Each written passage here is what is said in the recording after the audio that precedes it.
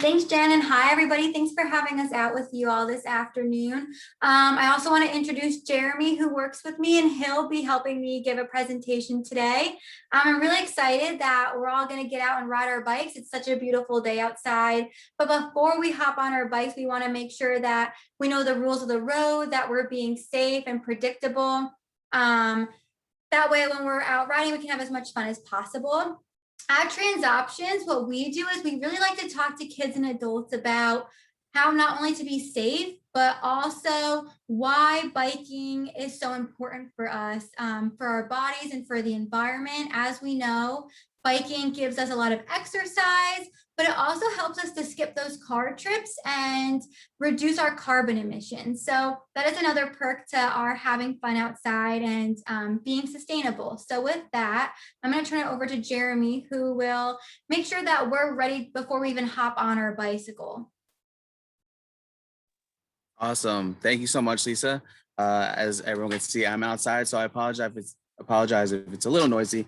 But before we get on our ride, I'm going to go a little bit over about our helmet, and then I'm going to briefly go over ABC Quick Check, and I have my bike behind me as well, so I can show you different parts of the bike, and then we can all get out on a ride on this beautiful day. So I want to make sure, I'm sorry to interrupt you, but I want to make sure that everyone is looking on speaker view on Zoom so that they can see you bright and clear. Instead of looking on gallery view, please look at speaker view. Thank you. All right, so so before we go over the actual helmet fit portion, I'm just gonna talk about a little bit about how the helmet is made and how it protects us.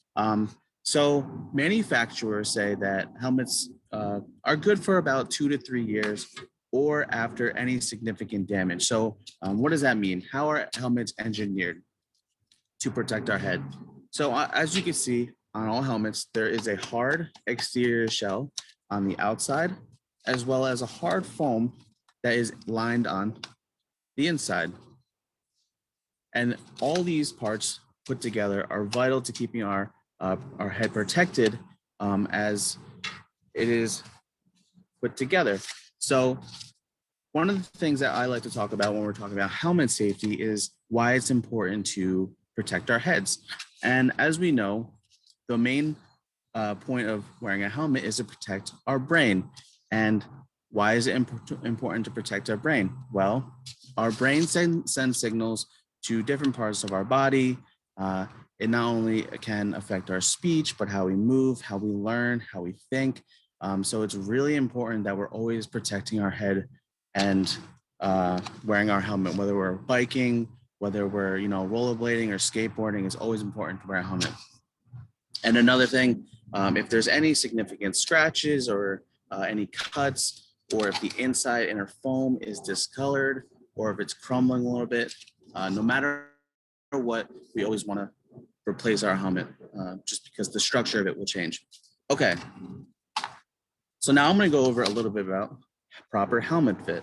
So if you would like, if you have your helmet on or around you, you could just follow along, and that way I'll show you a little bit how I properly fit my helmet before I get ready for my ride.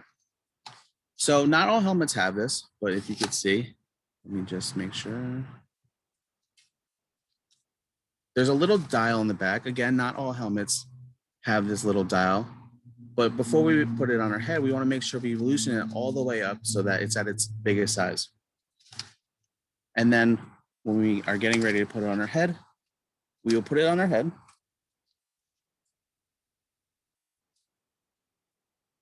And then before we even chin strap up, we're going to use the 2-finger rule all the way around.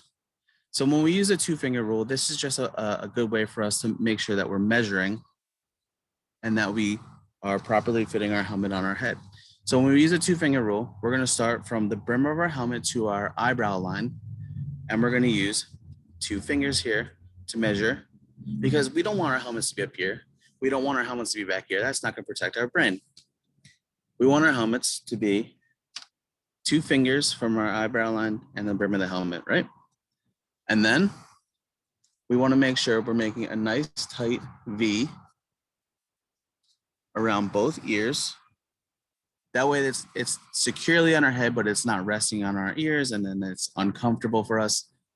So we want to make sure that. And then the last thing, we want to use a 2-finger rule for when we actually strap up on our chin straps. We want to make sure there's 2 fingers can go underneath our chin strap and our chin. This will help us, keep our helmet in place, but we don't want it too uncomfortable and too tight. That way it's irritating us when we're out. But we also want to make sure it's properly fitting on our head.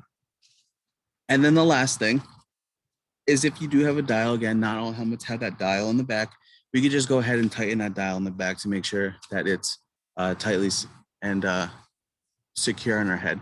So really, when we get down to it, a little tighter in the back, we should be able to move our heads around and shake our heads around without it really moving a lot. And another thing I'd like to point out, we see a lot, even though we're wearing our helmets, we always want to put these straps up. Our helmet can protect our head if it falls off in the event of a crash or fall. So yeah. Okay. Now you have to bear with me for a second. I'm just going to move around my gear so I can show you my bike, and then we'll do ABC quick check.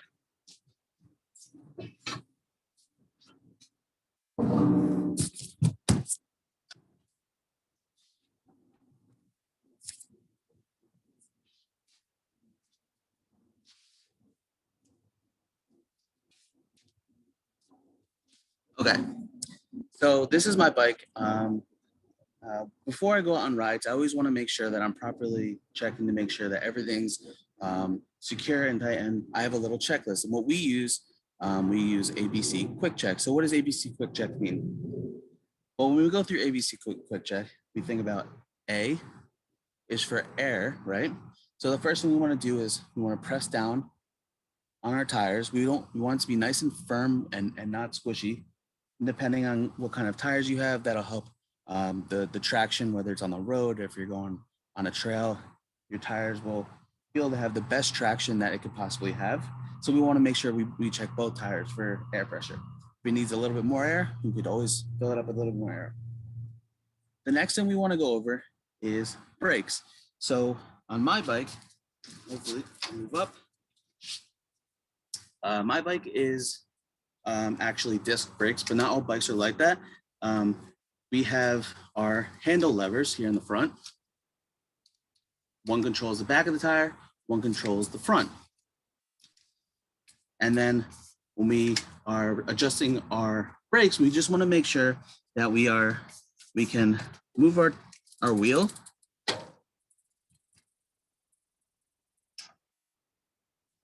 and that our brake is letting that tire come to a stop. So we can always look, see on your bikes, if your brake pads are thinning or wearing out a little bit, you always want to make sure that you're replacing those.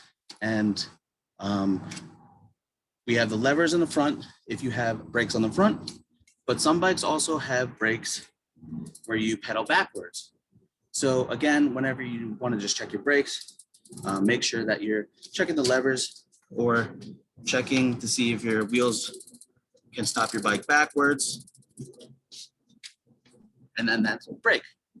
The next part would be chain. So on my bike, again, I'll lift it up.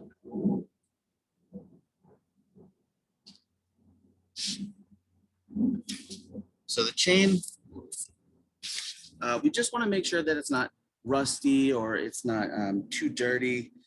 If it's loose, we want to make sure that it's adjusted properly.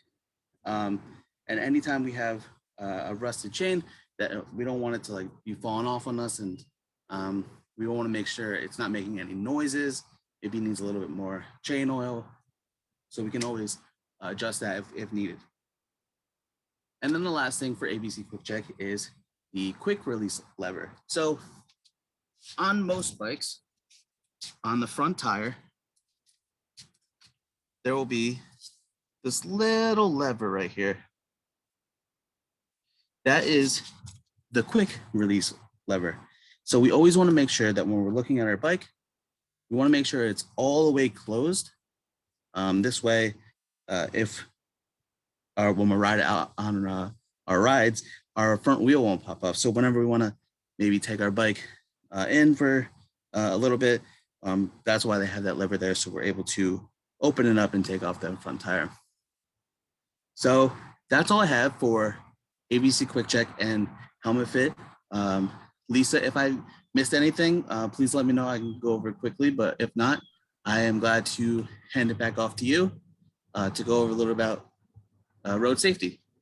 All right, thanks so much, Jeremy. No, I think all of our important points. And now that our bikes are checked and we have our helmet ready to go, I really want to talk to you all about how to be visible and predictable when we are out on our ride. So depending on our age and maybe what part of town we live in, we're going to be either riding on a sidewalk if we have sidewalks available, if we're younger. So think about like when you're a young kid, if you're under middle school age, your bike is smaller, you're going a little slower, you're gonna be riding in the sidewalk with people who walk.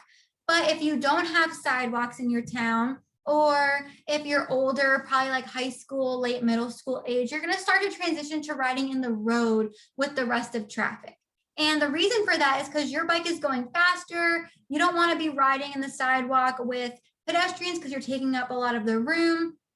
So it's really important that when you are riding in the road, that you know all the rules of the road. So the same rules would apply to you as a bicyclist as would apply to somebody who's driving a car, or if you're in the car with your family. So that means that you need to pay attention to the same signs and signals that everybody else would be paying attention to. So for instance, a stop sign, if you're on your bicycle, you should always stop when you see a stop sign and look both ways and then continue.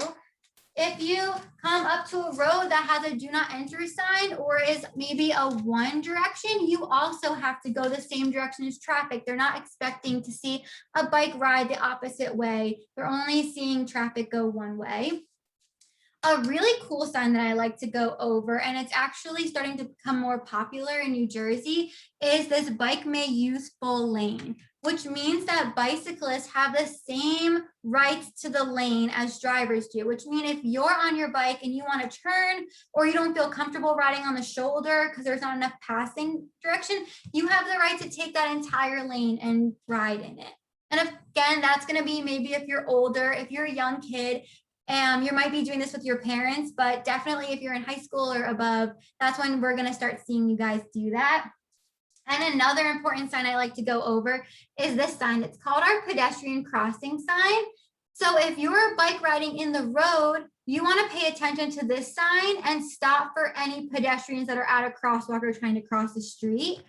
But maybe you're riding your bike in the sidewalk with pedestrians. So both, if you don't have a bike at home, maybe you are just a pedestrian, or if you're out riding your bike in the sidewalk, if you want to cross the street, you're going to look both ways and you're going to try to cross at a crosswalk or a corner.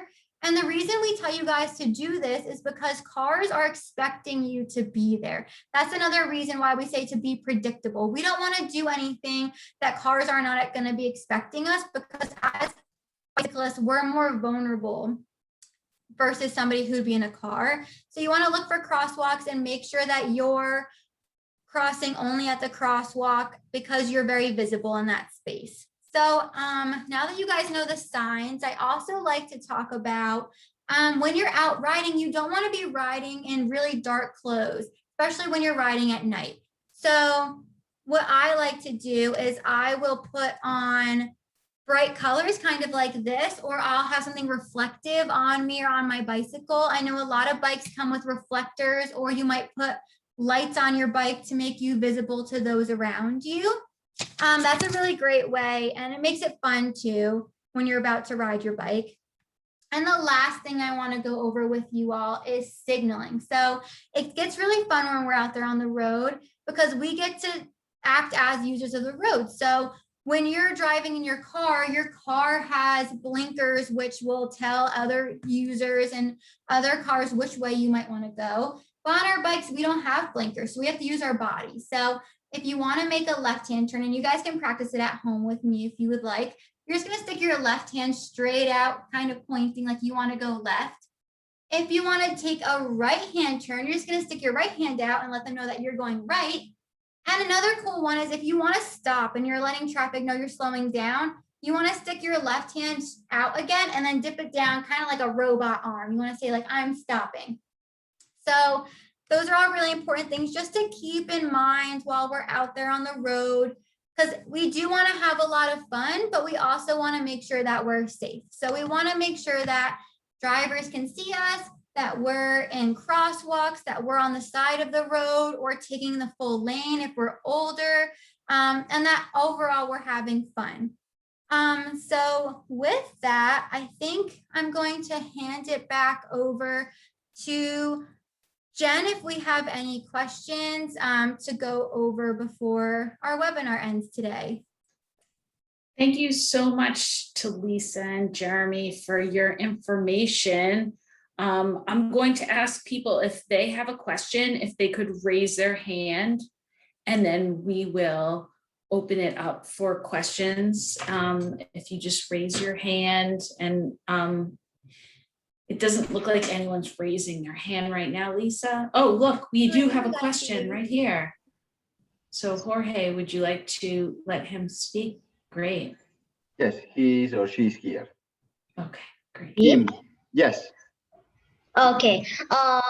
When can we go outside and like ride our bikes for like real? Oh, this is a great question.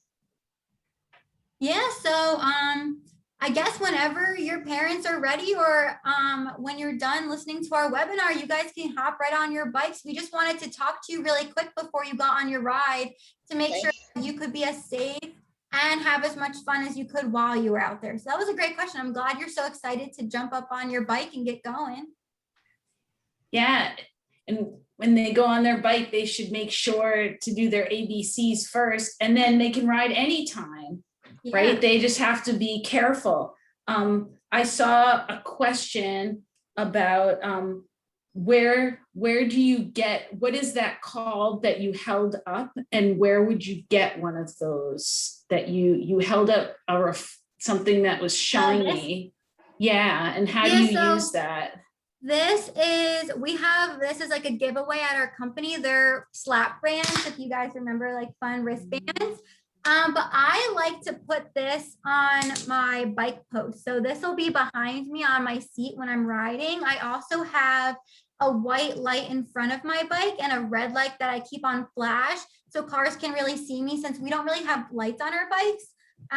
But they also sell fun reflective like shoelaces, or you might have bright neon colored shirts. You can even put like lights on you or your helmet, kind of like when you go for a walk, you might wear like you weren't bringing a flashlight with you, similar things. So you could find anything that reflective in any store. They're not very expensive, but it also makes it fun to be reflective and bright when you're outside. Great. I don't see. Next question. We have another question. Yeah.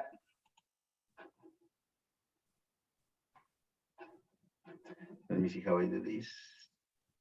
Yeah.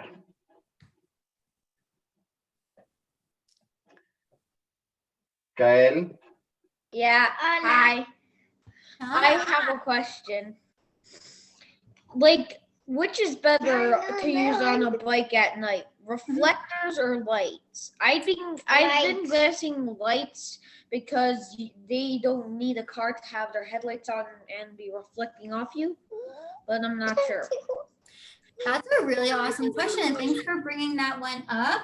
Definitely having, especially if you're driving at night, you want to have lights on your bike. If you have no reflectors on your bikes, definitely lights would be the most important. Yeah, mine does have reflectors, but I was wondering if I should also get lights, because lights are a good idea, and there is a lot for your age. It's not as important because you're probably riding on the sidewalk or you'd be riding with your parents. But for someone like my age, if I were to ride outside, and I think Jeremy has his like blinking. But I do ride on the street. You do ride on the street? Yes, so you want to be wearing lights, because even in the daytime, if you think about it, so Jeremy's bike has his red backlights flashing and you can still see it from a distance. So it just adds that other layer of visibility to you. So definitely wearing lights at night and daytime. And then if you think about having a white light on the front, it also acts like a flashlight, so you can better see what's coming up to you on the sidewalk or on the road. But I also like to keep my reflectors on even if I do have lights, because that's just another thing to let drivers or other pedestrians know that you're coming around a bend or you're on the road near them. That was a really great question. Thanks for asking that. Are there any So, more? Any more yeah. questions?